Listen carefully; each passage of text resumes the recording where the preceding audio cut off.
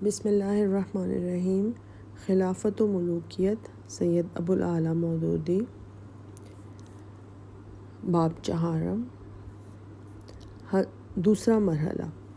حضرت عثمان رضی اللہ عنہ کی پالیسی کا یہ پہلو بلا شبہ غلط تھا، اور غلط کام بہرحال غلط ہے، خواہ وہ کسی نے کیا ہو۔ اس کو خواہ مخواہ کی سخن سازیوں سے صحیح ثابت کرنے کی کوشش کرنا نہ عقل و انصاف کا تقاضا ہے اور نہ دین ہی کا یہ مطالبہ ہے کہ کسی صحابہ کی غلطی کو غلطی نہ مانا جائے،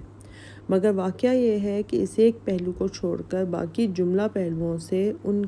کا کردار بحیثیت خلیفہ ایک مثالی کردار تھا جس پر اعتراض کی کوئی گنجائش نہیں ہے۔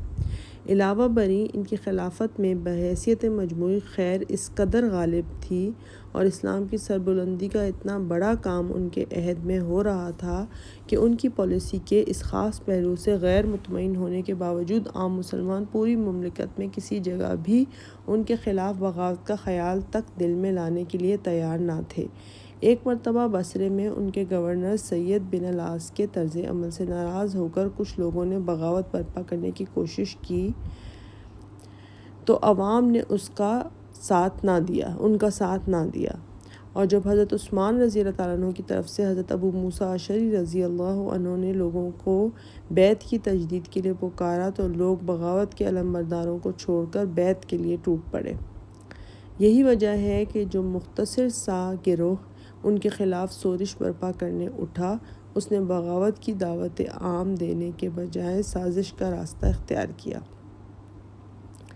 اس تحریک کے علمبردار مصر، کوفہ اور بصرہ سے تعلق رکھتے تھے۔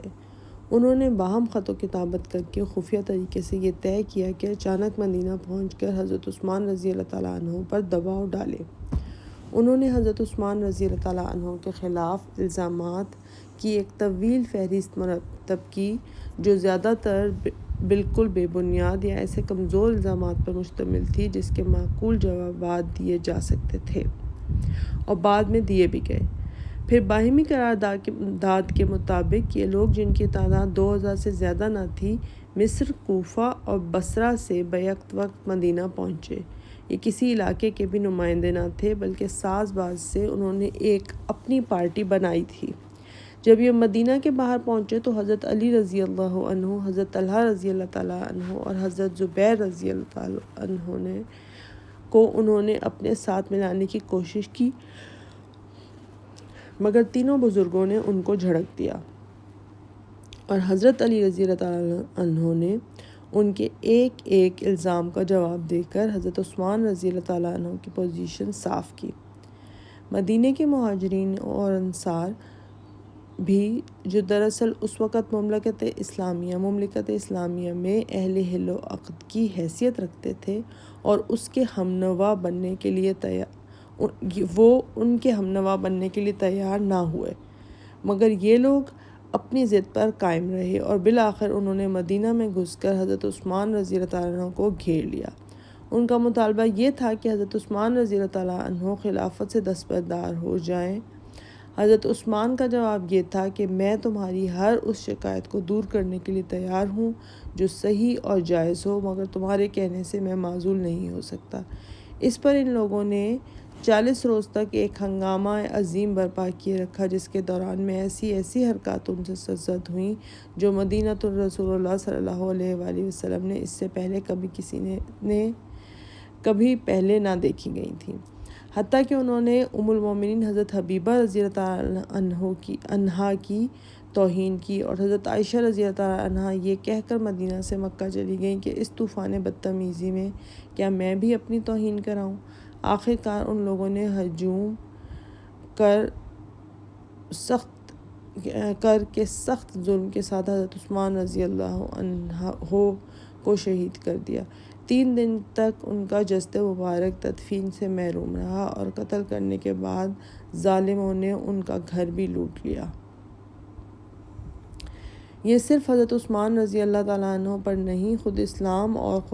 خلافت راشدہ کے نظام پر ان لوگوں کا ظلم عظیم تھا۔ ان کی شکایات میں سے اگر کوئی شکایت وزنی تھی تو صرف وہی جس کا اوپر ہم ذکر کر چکے ہیں۔ اس کو رفع کرنے کے لیے صرف اتنی بات کافی ہو سکتی تھی کہ یہ لوگ مدینہ طیبہ کے انصار و مہاجرین اور خصوصاً اکابر صحابہ رضی اللہ تعالیٰ عنہ سے مل کر ان کے ذریعے سے حضرت عثمان رضی اللہ تعالیٰ عنہ کو اصلاح پر آمادہ کرتے۔ چنانچہ اس سلسلے میں حضرت علی رضی اللہ عنہ نے کوشش شروع کر بھی دی تھی اور حضرت عثمان رضی اللہ عنہ نے اصلاح کا وعدہ بھی کر لیا تھا۔ تاہم اگر یہ شکایت رفع نہ بھی ہوتی تو شرعاً اس کی بنا پر خلیفہ کے خلاف بغاوت کر دینے اور اس کی معزولی کا مطالبہ کرنے کا قطعاً کوئی جواز نہ تھا، لیکن یہ لوگ ان کی معزولی پر اصرار کرنے لگے۔ حالانکہ ساری دنیا اسلام کے خلیفہ کو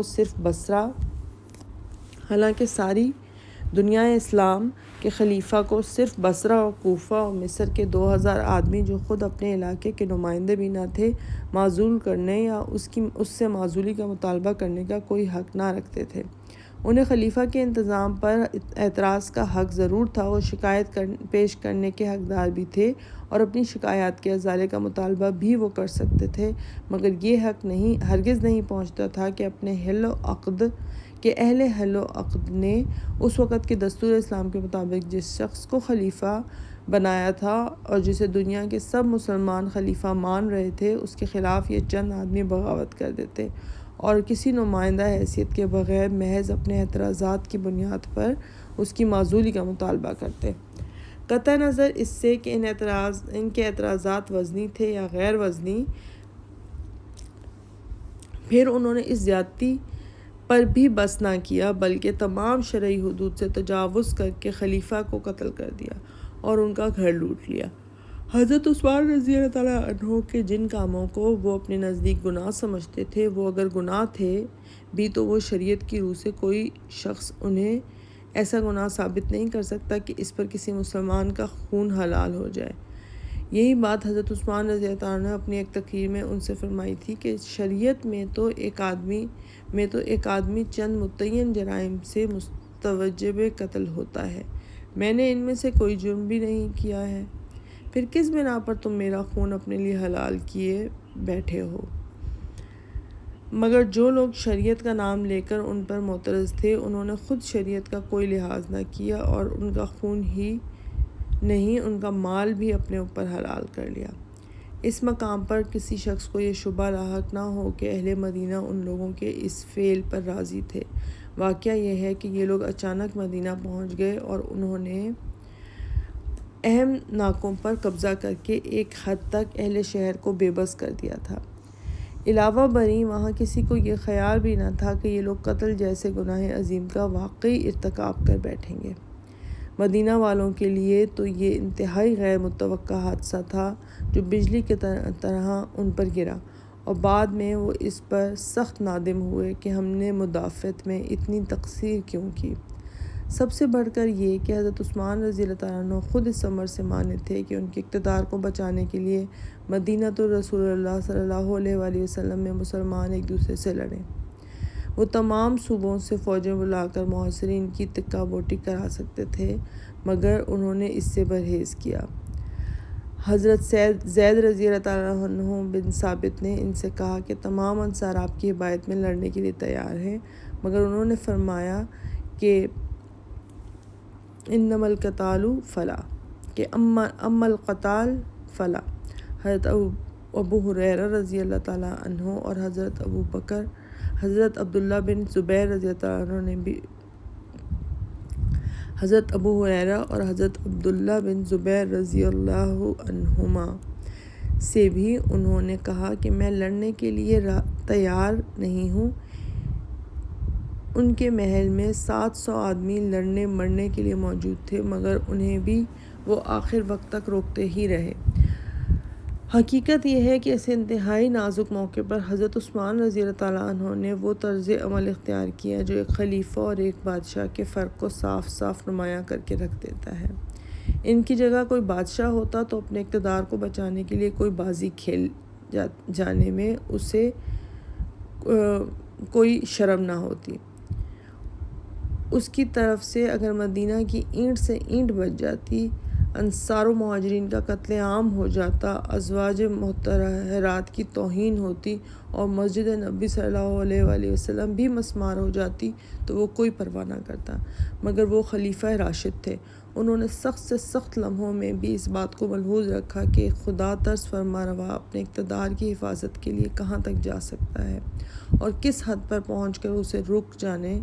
جانا چاہیے۔ وہ اپنی جان دینے کو اس سے ہلکی چیز سمجھتے تھے کہ اس کی بدولت وہ حرمتیں پامال ہوں جو ایک مسلمان کو ہر چیز سے بڑھ کر عزیز ہونی چاہیے۔ تیسرا مرحلہ، حضرت عثمان رضی اللہ تعالیٰ عنہ کی شہادت کے بعد مدینہ میں سیرہ سیمگی پھیل گئی، کیونکہ امت یکا یک بے سردار ہو گئی اور مملکت بے سردار رہ گئی تھی۔ باہر سے آنے والی شورشی اور مدینہ کے مہاجرین و انصار اور تابعین دونوں اس پریشانی میں مبتلا ہو گئے کہ سرحد روم سے یمن تک اور افغانستان سے شمالی افریقہ تک پھیلی ہوئی یہ امت اور مملکت چند روز بھی بے سر کیسے رہ سکتی ہے۔ لامحالہ جلدی سے جلدی ایک خلیفہ کا انتخاب ہونا چاہیے تھا، اور یہ انتخاب بھی لازماً مدینہ ہی میں ہونا چاہیے تھا، کیونکہ وہی مرکز اسلام تھا اور یہیں سے وہ اہل حل و عقد بھی موجود تھے جن کی بیعت سے اس وقت تک خلافت منعقد ہوتی رہی ہے۔ اس معاملے میں نہ تاخیر کی جا سکتی تھی اور نہ مدینے سے باہر دور دراز کے دیار و امصار کی طرف رجوع کرنے کا کوئی موقع تھا۔ ایک خطرناک صورتحال پیدا ہو چکی تھی۔ فوری ضرورت تھی کہ کسی موزوں ترین شخص کو سردار بنایا جائے تاکہ امت اس پر جمع ہو سکے اور وہ مملکت کو انتشار سے بچا سکے۔ اس وقت ان 6 اصحاب میں سے 4 موجود تھے جن کو حضرت عمر رضی اللہ تعالیٰ عنہ نے اپنی وفات کے وقت امت کے مقدم ترین اصحاب قرار دیا تھا۔ ایک حضرت علی، دوسرے حضرت طلحہ، تیسرے حضرت زبیر، چوتھے حضرت سعد بن ابی وقاص اور رضی اللہ عنہما، اور ان میں سے حضرت علی رضی اللہ عنہ ہر لحاظ سے پہلے نمبر پر تھے۔ شورا کے موقع پر حضرت عبد الرحمن بن عوف نے امت کی عام رائے معلوم کرنے کے بعد یہ فیصلہ دیا تھا کہ حضرت عثمان رضی اللہ تعالیٰ عنہ کے بعد دوسرے شخص جن کو امت کا زیادہ سے زیادہ اعتماد حاصل ہے حضرت علی ہی ہیں۔ اس لیے یہ بالکل فطری امر تھا کہ لوگ خلافت کے لیے انہی کی طرف رجوع کرتے۔ صرف مدینہ ہی میں نہیں، پوری دنیا اسلام میں دوسرا کوئی ایسا شخص نہ تھا جس کی طرف اس غرض کے لیے مسلمانوں کی نگاہیں اٹھتیں۔ حتیٰ کہ اگر آج کے رائج طریقوں کے مطابق بھی کوئی انتخاب کرایا جاتا تو لازماً عظیم اکثریت کے ووٹ انہی کو حاصل ہوتے۔ چنانچہ معتبر روایتوں سے یہی معلوم ہوتا ہے کہ رسول اللہ صلی اللہ علیہ وسلم کے اصحاب اور دوسرے اہل مدینہ ان کے پاس گئے اور ان سے کہا کہ یہ نظام کسی امیر کے بغیر قائم نہیں رہ سکتا۔ لوگوں کے لیے ایک امام کا وجود ناگزیر ہے اور آج آپ کے سوا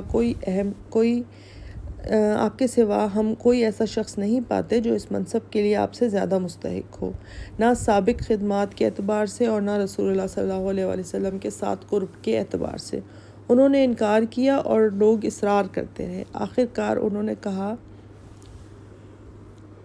میری بیعت گھر بیٹھے خفیہ طریقے سے نہیں ہو سکتی۔ عام مسلمانوں کی رضا کے بغیر ایسا ہونا ممکن نہیں ہے۔ پھر مسجد نبوی میں اجتماع عام ہوا اور تمام مہاجرین و انصار نے ان کے ہاتھ پر بیعت کی۔ صحابہ میں سے 17 یا 20 ایسے بزرگ تھے جنہوں نے بیعت نہیں کی۔ اس روداد سے اس امر میں کوئی شبہ نہیں رہتا کہ حضرت علی رضی اللہ عنہ کی خلافت قطعی طور پر ٹھیک انہی اصولوں کے مطابق منعقد ہوئی جس پر خلافت راشدہ کا انعقاد ہو سکتا تھا۔ وہ زبردستی اقتدار پر قابض نہیں ہوئے۔ انہوں نے خلافت حاصل کرنے کے لیے برائے نام بھی کوئی کوشش نہیں کی۔ لوگوں نے خود آزادانہ مشاورت سے ان کو خلیفہ منتخب کیا۔ صحابہ کی عظیم اکثریت نے ان کے ہاتھ پر بیعت کی اور بعد میں شام کے تمام بلاد اسلامیہ نے ان کو خلیفہ تسلیم کیا۔ اب اگر حضرت سعد بن عبادہ کی بیعت نہ کرنے سے حضرت ابوبکر رضی اللہ تعالیٰ عنہ اور عمر رضی اللہ عنہ کی خلافت مشتبہ نہیں ہوتی تو 17 یا 20 صحابہ کے بیعت نہ کرنے سے حضرت علی رضی اللہ تعالیٰ عنہ کی خلافت کیسے مشتبہ قرار پا سکتی ہے؟ علاوہ بری ان چند اصحاب کا بیعت نہ کرنا تو محض ایک منفی فعل تھا جس سے خلافت کے معاملے کی آئینی پوزیشن پر کوئی اثر نہیں پڑتا۔ کیا مقابلے میں کوئی دوسرا خلیفہ تھا جس کے ہاتھ پر انہوں نے جوابی بیعت کی ہو؟ یا ان کا کہنا یہ تھا کہ اب امت اور مملکت کو بے خلیفہ رہنا چاہیے؟ یا یہ کہ کچھ مدت تک خلافت کا منصب خالی رہنا چاہیے؟ اگر ان میں سے کوئی بھی بات نہیں تھی تو محض ان کے بیعت نہ کرنے سے یہ مراد کیسے ہو سکتا ہے کہ اکثریت اور عظیم اکثریت نے جس کے ہاتھ پر بیعت کی تھی وہ جائز طور پر فی الواقع خلیفہ نہیں بنا؟ اس طرح امت کو یہ موقع مل گیا تھا کہ خلافت راشدہ کے نظام میں جو خطرناک رخنہ حضرت عثمان رضی اللہ تعالیٰ عنہ کی شہادت سے پیدا ہوا تھا وہ بھر جاتا اور حضرت علی رضی اللہ تعالیٰ عنہ پھر سے اس کو سنبھال لیتے۔ لیکن 3 چیزیں ایسی تھیں جنہوں نے اس رخنے کو نہ بھرنے دیا بلکہ اسے اور زیادہ بڑھا کر ملوکیت کی طرف امت کو دھکیلنے میں ایک مرحلہ طے کر دیا۔ ایک، حضرت علی رضی اللہ تعالیٰ عنہ کو خلیفہ بنانے میں ان لوگوں کی شرکت جو حضرت عثمان رضی اللہ تعالیٰ عنہ کے خلاف شورش برپا کرنے کے لیے باہر سے آئے ہوئے تھے۔ ان میں وہ لوگ بھی شامل تھے جنہوں نے بالفعل جرم قتل کا ارتکاب کیا تھا اور وہ بھی جو قتل کے متحرک اور اس میں اعانت کے متقرب ہوئے تھے، اور ویسے مجموعی طور پر اس فساد کی ذمہ داری ان سب پر عائد ہوتی تھی۔ خلافت کے کام میں ان کی شرکت ایک بہت بڑے فتنے کی موجب بن گئی۔ لیکن جو شخص بھی ان حالات کو سمجھنے کی کوشش کرے گا جو اس وقت مدینہ میں درپیش تھے، وہ یہ محسوس کیے بغیر نہیں رہ سکتا کہ اس وقت ان لوگوں کا انتخاب خلیفہ کے کام میں شریک ہونے کا کس طرح باز نہیں رکھا جا سکتا تھا کہ اس وقت ان لوگوں کو انتخاب خلیفہ کے کام میں شریک ہونے سے کسی طرح باز نہیں رکھا جا سکتا تھا۔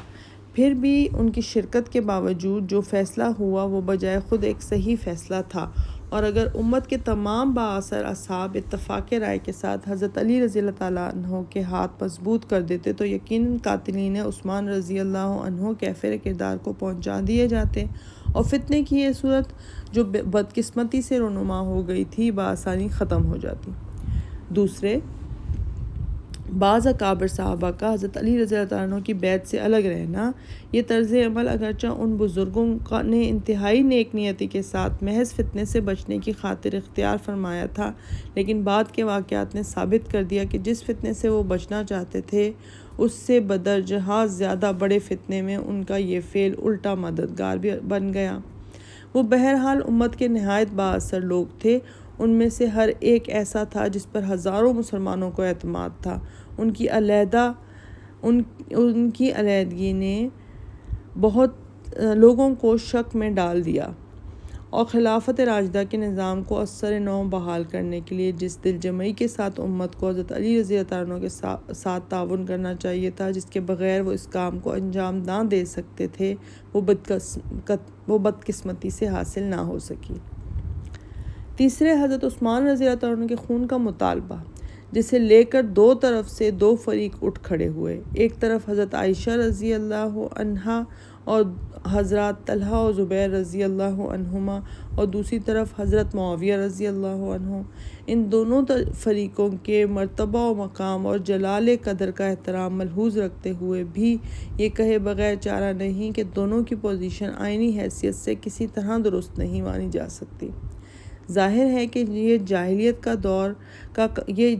کے دور کا قبائلی نظام تو نہ تھا کہ کسی مقتول کے خون کا مطالبہ لے کر جو چاہو اور جس طرح چاہے اٹھ کھڑا ہو اور جو طریقہ چاہے اسے پورا کرانے کے لیے استعمال کر لے۔ یہ ایک باقاعدہ حکومت تھی جس میں ہر دعوے کے لیے ایک ضابطہ اور قانون موجود تھا۔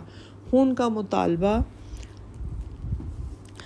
مطالبہ لے کر اٹھنے کا حق مقتول کے وارثوں کو تھا جو زندہ تھے اور وہیں موجود تھے۔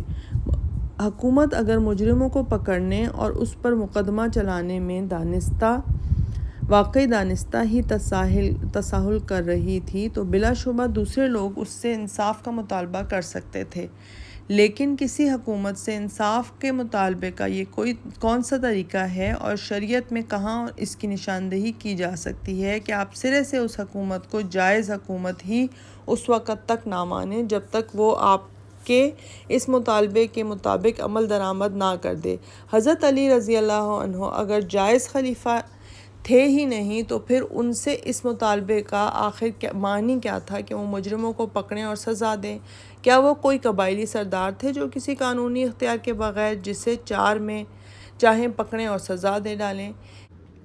اس سے بھی زیادہ غیر آئینی طریقہ کار یہ تھا کہ پہلے فریق نے بجائے اس کے کہ وہ مدینہ جا کر اپنا مطالبہ پیش کرتا، جہاں خلیفہ اور مجرمین اور مقتول کے ورثاء سب موجود تھے اور عدالتی کارروائی کی جا سکتی تھی، بصرے کا رخ کیا اور فوج جمع کر کے حضرت عثمان رضی اللہ تعالیٰ عنہ کے خون کا بدلہ لینے کی کوشش کی، جس کا لازمی نتیجہ یہ ہوتا تھا کہ ایک خون کے بجائے 10,000 مزید خون ہوں اور مملکت اور لوگ الگ درہم برہم ہو جائے۔ شریعت الہی تو درکنار دنیا کے کسی آئین و قانون کی روح سے بھی اس سے ایک جائز کارروائی نہیں مانا جا سکتا تھا۔ اس سے بدرجہ زیادہ غیر آئینی طرز عمل دوسرے فریق یعنی حضرت معاویہ رضی اللہ تعالیٰ عنہ کا تھا، جو معاویہ بن ابی سفیان کی حیثیت سے نہیں بلکہ شام کے گورنر کی حیثیت سے خون عثمان رضی اللہ تعالیٰ عنہ کا بدلہ لینے کے لیے اٹھے۔ مرکزی حکومت کی اطاعت سے انکار کیا، گورنری کی طاقت اپنے اس مقصد کے لیے استعمال کی اور مطالبہ بھی یہ نہیں کیا کہ حضرت علی رضی اللہ تعالیٰ عنہ قاتلین عثمان رضی اللہ تعالیٰ عنہ پہ مقدمہ چلا کر انہیں سزا دیں، بلکہ یہ کہا کہ وہ قاتلین عثمان رضی اللہ تعالیٰ عنہ کو ان کے حوالے کر دیں تاکہ وہ خود انہیں قتل کریں۔ یہ سب کچھ دور اسلام کی نظامی حکومت کے بجائے زمانہ قبل اسلام کی قبائلی بد نظمی سے اشباہ ہے۔ خون عثمان رضی اللہ تعالیٰ عنہ کے مطالبے کا حق اول تو حضرت معاویہ رضی اللہ تعالیٰ عنہ کے بجائے حضرت عثمان رضی اللہ تعالیٰ عنہ کے شرعی وارثوں کو پہنچتا تھا، تاہم اگر رشتہ داری کی بنا پر حضرت معاویہ رضی اللہ عنہ اس مطالبے کے مجاز ہو بھی سکتے تھے تو اپنی ذاتی حیثیت میں نہ کہ شام کے گورنر کی حیثیت میں۔ حضرت عثمان رضی اللہ تعالیٰ عنہ کا رشتہ جو کچھ بھی تھا معاویہ بن ابی سفیان سے تھا۔ شام کی گورنری ان کی رشتہ دار نہ تھی۔ اپنی ذاتی حیثیت میں وہ خلیفہ کے پاس مستغیث بن کر جا سکتے تھے اور مجرموں کو گرفتار کرنے اور ان پر مقدمہ چلانے کا مطالبہ کر سکتے تھے۔ گورنر کی حیثیت سے انہیں کوئی حق نہ تھا کہ جس خلیفہ کے ہاتھ پر باقاعدہ آئینی طریقے سے بیعت ہو چکی تھی، جس کی خلافت کو ان کے زیر انتظام صوبے کے سوا باقی پوری مملکت تسلیم کر چکی تھی، اس کی اطاعت سے انکار کر دیتے اور اپنے زیر انتظام علاقے کی فوجی طاقت کو مرکزی حکومت کے مقابلے میں استعمال کرتے اور ٹھیٹھ جاہلیت قدیمہ کے طریقے پر یہ مطالبہ کرتے کہ قتل کے ملزموں کو عدالتی کارروائی کے بجائے مدعی قصاص کے حوالے کر دیا جائے تاکہ وہ خود ان سے بدلہ لے۔ اس مسئلے میں صحیح شرعی پوزیشن قاضی ابو بکر ابن العربی نے احکام القرآن میں اس طرح بیان کی ہے: حضرت عثمان رضی اللہ عنہ کی شہادت کے بعد لوگوں کو بلا امام چھوڑ دینا ممکن نہ تھا، چنانچہ امامت ان باقی ماندہ صحابہ رضی اللہ تعالیٰ عنہ کے سامنے پیش کی گئی جس کا ذکر حضرت عمر رضی اللہ تعالیٰ عنہ نے شورا میں کیا تھا، مگر انہوں نے اسے رد کر دیا اور حضرت علی رضی اللہ تعالیٰ عنہ نے جو اس کے سب سے زیادہ حقدار اہل تھے اسے قبول کر لیا تاکہ امت کو خون ریزی اور آپس کی پھوٹ سے بچایا جا سکے جس سے دین و ملت کو ناقابل تلافی نقصان پہنچ جانے کا خطرہ تھا۔ پھر جب ان سے بیعت کر لی گئی تو شام کے لوگوں نے ان کی بیعت قبول کرنے کے لیے یہ شرط لگائی کہ پہلے حضرت عثمان رضی اللہ تعالیٰ عنہ کے قاتلوں کو گرفتار کر کے ان سے قصاص لیا جائے۔ حضرت علی رضی اللہ تعالیٰ عنہ نے اس سے پہلے کہ بیعت میں داخل ہو جاؤ نے کہا، پہلے بیعت میں داخل ہو جاؤ پھر حق کا مطالبہ کرو اور وہ تمہیں مل جائے گا، مگر انہوں نے کہا آپ بیعت کے مستحق ہی نہیں ہیں جبکہ ہم قاتلین عثمان رضی اللہ عنہ کو صبح شام آپ کے ساتھ دیکھ رہے ہیں۔ اس معاملے میں حضرت علی رضی اللہ عنہ کی رائے زیادہ صحیح تھی اور ان کا قول زیادہ درست تھا، کیونکہ اگر وہ اس وقت قاتلین عثمان رضی اللہ عنہ سے بدلہ لینے کی کوشش کرتے تو قبائل ان کی حمایت پر اٹھ کھڑے ہوتے اور لڑائی کا ایک تیسرا محاذ کھل جاتا۔ اس لیے وہ انتظار کر رہے تھے کہ حکومت مضبوط ہو جائے اور تمام مملکت میں ان کی بیعت منعقد ہو لے۔ اس کے بعد باقاعدہ عدالت میں اولیاء مقتول کی طرف سے دعویٰ پیش ہو اور حق کے مطابق فیصلہ کر دیا جائے۔ علماء امت کے درمیان اس امر میں کوئی اختلاف نہیں ہے کہ امام کے لیے قصاص کو مؤخر کرنا ایسی حالت میں جائز ہے جبکہ اس سے فتنہ بھڑک اٹھے اور تفرقہ برپا ہونے کا خطرہ ہو۔ ایسا ہی معاملہ حضرات طلحہ و زبیر رضی اللہ عنہما کا بھی تھا۔ ان دونوں حضرات نے نہ تو حضرت علی رضی اللہ تعالیٰ عنہ کو خلافت سے بے دخل کیا تھا اور نہ ہی وہ ان کے دین پر معترض تھے، البتہ ان کا خیال یہ تھا کہ سب سے پہلے حضرت عثمان رضی اللہ تعالیٰ عنہ کے قاتلوں سے ابتدا کی جائے، مگر حضرت علی رضی اللہ تعالیٰ عنہ اپنی رائے پر قائم رہے اور انہی کی رائے صحیح تھی۔ آگے چل کر قاضی صاحب آیت فَقَاتِلُوا الَّتِي تَبْغِي حَتَّى تَفِيءَ إِلَىٰ أَمْرِ اللَّهِ سورہ حجرات آیت نمبر 9 کی تفسیر پر کلام کرتے ہوئے لکھتے ہیں، حضرت علی رضی اللہ تعالیٰ عنہ نے ان حالات میں اسی آیت کے مطابق عمل کیا تھا۔ انہوں نے ان باغیوں کے خلاف جنگ کی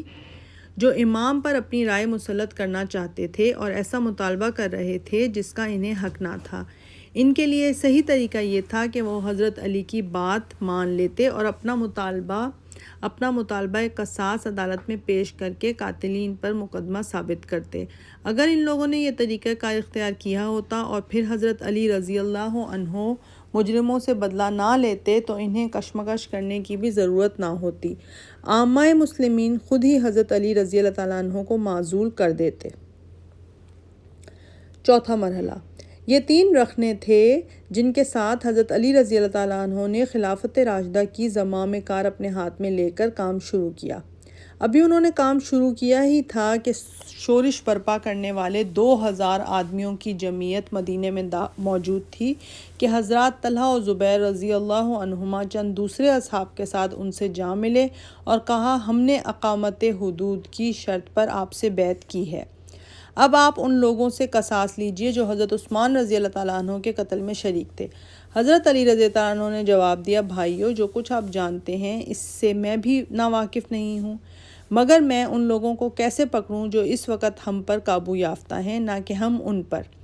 کیا آپ حضرات اس کام کی کوئی گنجائش کہیں دیکھ رہے ہیں جسے آپ کرنا چاہتے ہیں؟ سب نے کہا، نہیں۔ اس پر حضرت علی رضی اللہ تعالیٰ عنہ نے فرمایا، خدا کی قسم میں بھی وہی خیال رکھتا ہوں جو آپ کا ہے، ذرا حالات سکون پر آنے دیجئے تاکہ لوگوں کے حواس برجا ہو جائیں، خیالات کی پراگندگی دور ہو اور حقوق وصول کرنا ممکن ہو جائے۔ اس کے بعد یہ دونوں بزرگ حضرت علی رضی اللہ تعالیٰ عنہ سے اجازت لے کر مکہ معظمہ تشریف لے گئے اور وہاں ام المومنین حضرت عائشہ رضی اللہ عنہا کے ساتھ مل کر ان کی رائے یہ قرار پائی کہ خون عثمان رضی اللہ تعالیٰ عنہ کا بدلہ لینے کے لیے بصرہ و کوفہ سے، جہاں حضرت طلحہ و زبیر رضی اللہ عنہما کے بکثرت حامی موجود تھے، فوج حاصل کی جائے۔ چنانچہ یہ قافلہ مکہ سے بصرہ کی طرف روانہ ہو گیا۔ بنی امیہ میں سے سعید بن العاص اور مروان بن الحکم بھی ان کے ساتھ نکلے۔ مر الظہران موجودہ وادی فاطمہ پہنچ کر سعید بن العاص نے اپنے گروہ کے لوگوں سے کہا کہ اگر تم قاتلین عثمان رضی اللہ عنہ کے بدلہ لینا چاہتے ہو تو ان لوگوں کو قتل کر دو جو تمہارے ساتھ اس لشکر میں موجود ہیں۔ ان کا اشارہ حضرت طلحہ و زبیر وغیرہ بزرگوں کی طرف تھا، کیونکہ بنی امیہ کا عام خیال یہ تھا کہ قاتلین عثمان رضی اللہ عنہ صرف وہی نہیں ہیں جنہوں نے ان کو قتل کیا، جو ان کے خلاف شورش برپا کرنے کے لیے باہر آئے ہیں، بلکہ وہ لوگ بھی ان قاتلین میں شامل ہیں جنہوں نے وقتاً فوقتاً حضرت عثمان رضی اللہ تعالیٰ عنہ کی پالیسی پر اعتراض کیے تھے یا جو شورش کے وقت مدینہ میں موجود تھے، مگر قتل عثمان رضی اللہ تعالیٰ عنہ کو روکنے کے لیے نہ لڑے۔ مروان نے کہا کہ نہیں، ہم ان کو یعنی طلحہ و زبیر اور حضرت علی رضی اللہ عنہم کو ایک دوسرے سے لڑائیں گے، دونوں میں سے جس کو بھی شکست ہو گئی وہ تو یوں ختم ہو جائے گا اور جو فتح یاب ہوگا وہ اتنا کمزور ہو جائے گا کہ ہم بآسانی ان سے نمٹ لیں گے۔ اس طرح ان عناصر ان کو لیے ہوئے یہ قافلہ بصرہ پہنچا اور اس نے عراق سے اپنے 1000 حامیوں کی ایک فوج اکٹھی کر لی۔